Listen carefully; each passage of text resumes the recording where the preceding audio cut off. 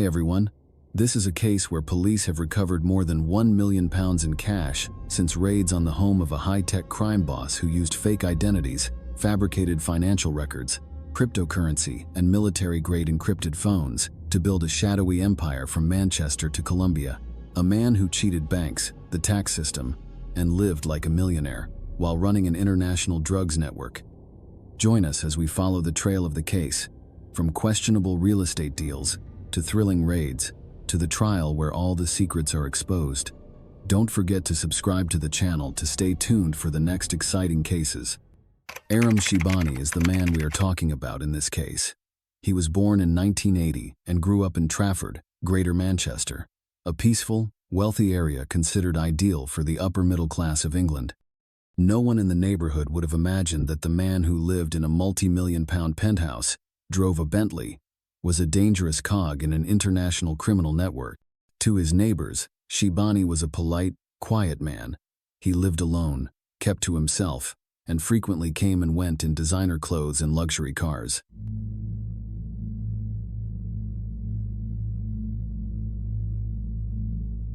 On social media, he posted photos of his trips to Ibiza, Los Angeles, and Dubai, along with shots from five-star hotels, beach clubs, and next to Warhol artworks.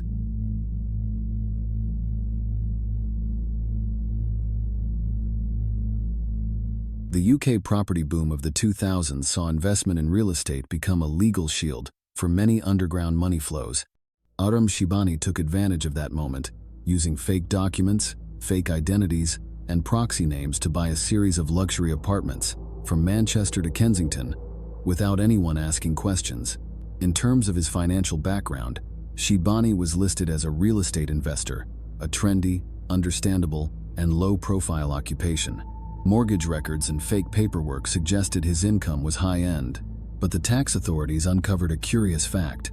For more than a decade, he had reported virtually no income, paid no taxes, and had no legally registered company in his name. But behind the glitzy facade was a completely different truth. Aram Sheibani had no legitimate job or official source of income. Over the course of more than a decade, he filed only 5 tax returns, and the most telling thing was that all of them were tied to fraudulent documents used to obtain bank mortgages.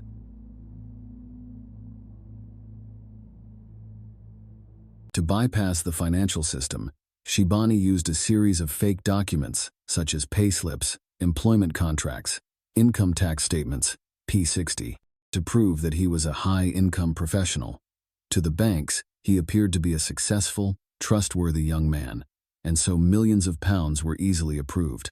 But the money was not used for legitimate purposes. Sheibani invested the entire amount of the fictitious capital in real estate, buying luxury apartments in Manchester, Kensington, and Marbella. However, all of the loans were registered in the names of other people, relatives, friends, and associates, to conceal his true role. When traced, the houses were almost unrelated on paper, but in reality, they were all under the control of Aram Sheibani.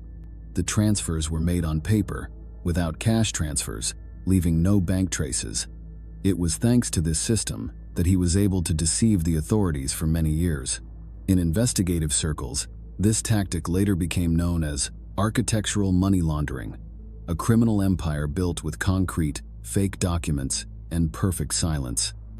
After nearly a decade of running elaborate financial scams, Aram Sheibani had built up the perfect facade of a successful businessman. He swindled millions from banks using fake documents, bought property in other people's names, and lived like an unquestioned millionaire. But for someone as ambitious as Sheibani, that was never enough.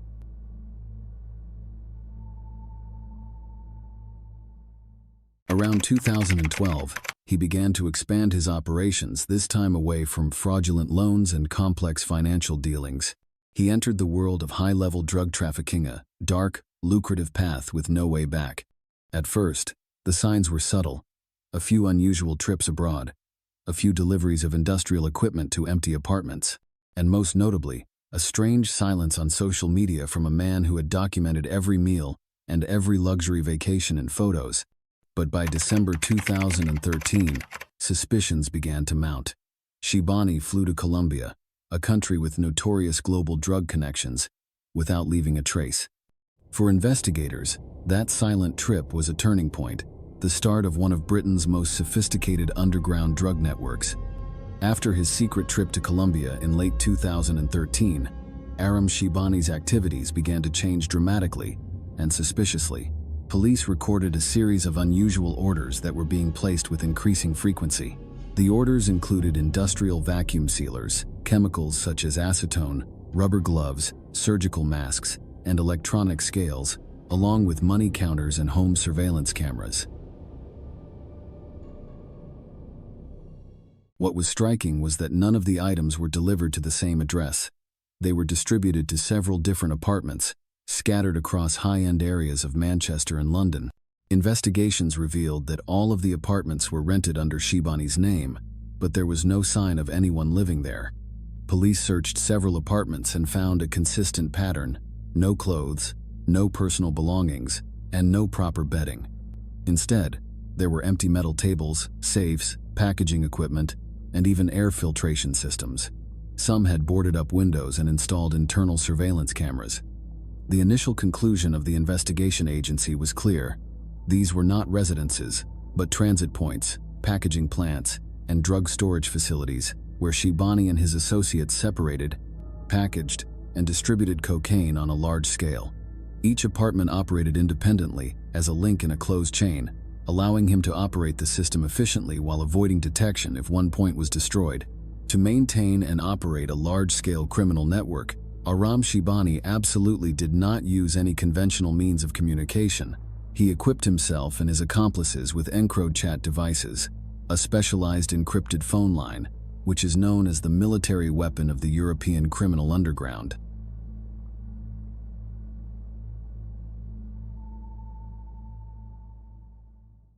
These are devices designed for one purpose: to hide all activity and erase all traces. According to the investigative report, encrypted has security features that go beyond the norm.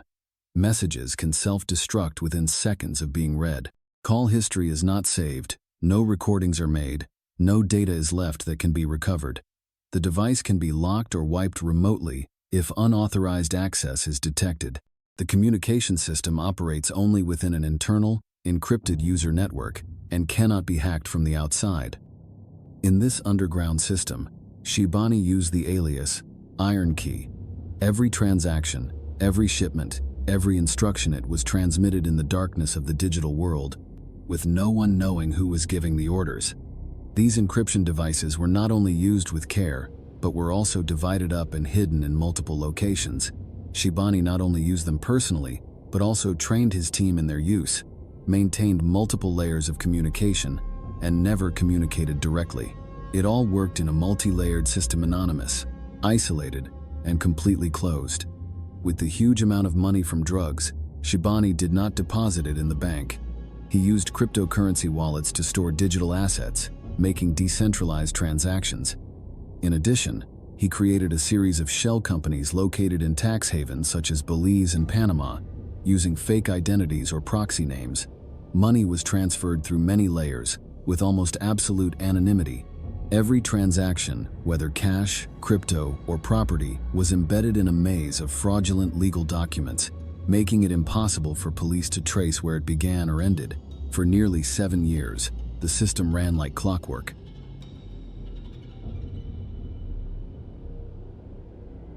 Throughout his time operating the underground network, Aram Sheibani maintained the image of a millionaire living a lavish life that few suspected. He appeared in expensive cars such as a Porsche Panamera and 2 Bentleys, wore Rolex watches, and regularly vacationed in Ibiza, Dubai, and Los Angeles, places that were reserved for the real upper class. His investment in appearance was no less ostentatious. According to financial records, Sheibani spent £45,000 on hair transplants, porcelain teeth, and facial contouring alone, all paid for in cash, leaving no bank trace. On social media, he regularly posts pictures of himself at 5-star hotels, rooftop bars, and art galleries, boasting of his rich and free lifestyle. However, the strange thing is, there is no sign of him working, and no real business activities. Notably, some of his biggest purchases were of high-value art, including Andy Warhol and Banksy. All were purchased with cash, making it nearly impossible to trace the money.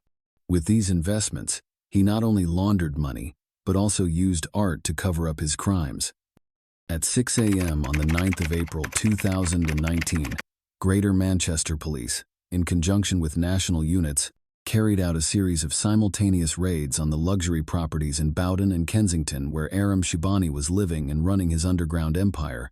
Officers broke down the door to the converted church penthouse. When they entered, Sheibani was in the bathroom, trying to destroy one of his last encryption devices.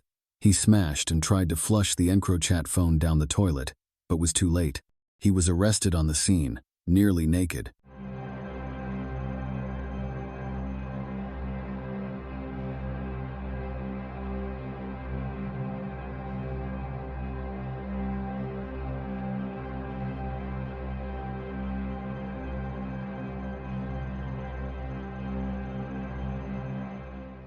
A search of the apartment yielded a large amount of evidence.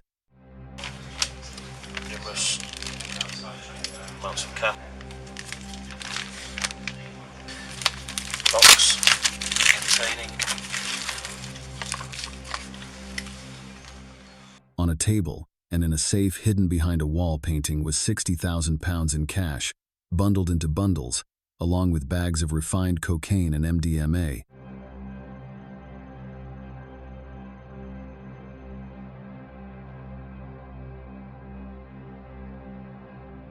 They also found a high-powered money counter, specialist chemicals and drug packaging equipment.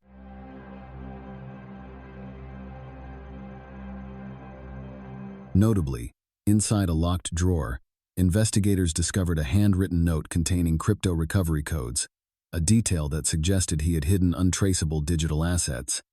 In addition, hanging on the walls of the apartment were original works of art, including paintings by Banksy and Warhol, that were later confirmed to have been purchased with criminal proceeds.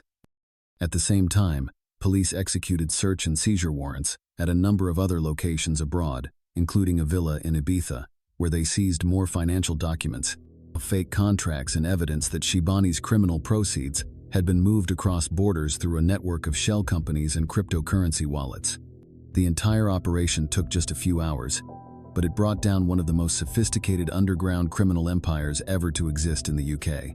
After being arrested in a pre-dawn raid in Bowden, Aram Sheibani was taken straight to an interrogation room at Greater Manchester Police. But if investigators were expecting a tense, contentious interview filled with conflicting statements, they were wrong. What they saw was not a panicked criminal, but a strangely quiet man, cold, quiet, and devoid of any emotion. During the hours-long interrogation, Sheibani refused to cooperate at all. When asked about the encryption devices, he remained defiant, repeatedly claiming that he did not remember the password, did not know the origin of the devices, or had nothing to do with any communication. Police presented him with evidence: drugs, cash, crypto wallet, recovery keys, artwork, notebooks, and real estate documents, but he would neither confirm nor explain. Remarkably, when asked to provide the codes to unlock the seized EncroChat encrypted phones, Sheibani remained steadfastly silent. One of the devices had been smashed and flushed. Another was found in a shower drain, but the other two were intact, locked with military-grade security codes. Police applied for a legal order to provide the passwords, but he refused, violating a court order in action that would later result in additional charges. In the interrogation log, the investigator noted a single line about the suspect's demeanor: sober, stubborn, and absolutely speechless.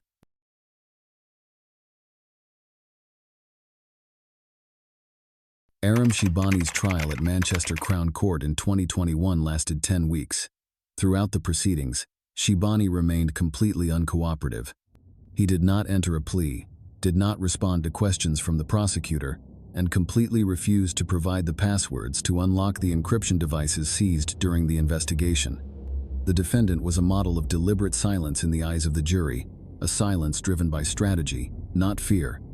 He sat motionless in the dock, calmly listening to the hundreds of pieces of evidence presented, from forged land titles, crypto wallet recovery keys, surveillance cameras, to the testimony of financial and digital experts.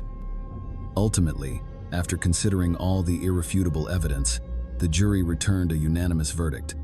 Sheibani was guilty of a total of 20 criminal counts, including conspiracy to supply Class A drugs, bank fraud, money laundering, and obstruction of justice. The court sentenced the defendant to 34 years in prison for the principal charges, with an additional 3 years for his willful failure to surrender the encryption device password, an aggravating factor that was considered to have seriously impeded the investigation. The total sentence was 37 years in prison, with no immediate right to appeal. In his final judgment, the judge stated, "The defendant is not simply a drug dealer or an ordinary fraudster, but someone who has built a complex, calculated, systematic, and targeted criminal empire spanning decades. This sentence is not only punitive, but also a warning."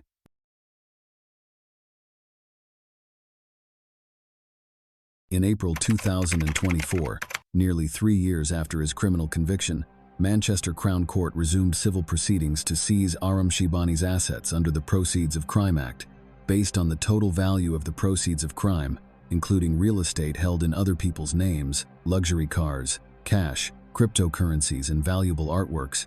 The jury ordered Sheibani to repay £3.4 million within 3 months. Failure to do so would result in a 10-year increase in his prison sentence, taking his total sentence to nearly half a century. The list of assets to be seized includes luxury apartments that were used as drug transit points, 2 Bentleys, a collection of original Warhol and Banksy works, and cryptocurrency wallets containing hundreds of thousands of pounds that cannot be legally accounted for. The sentence targeted not just Aram Sheibani as a man, but also the entire criminal legacy he had built over nearly 2 decades, from concrete to cash to digital data. What do you think of Aram Sheibani, a man who did not directly commit murder, but built a global drug and money laundering system? Is a 37-year prison sentence and confiscation of assets enough for what he did? Have you ever suspected that behind such a glamorous life there could be an underground world? Leave your opinion in the comments below. Thank you for accompanying this case to the end. If you find this story worth warning and spreading, don't forget to like, subscribe to the channel, and share the video to those who care about justice, investigation, and the truth behind the flashy lights. See you again in the next cases.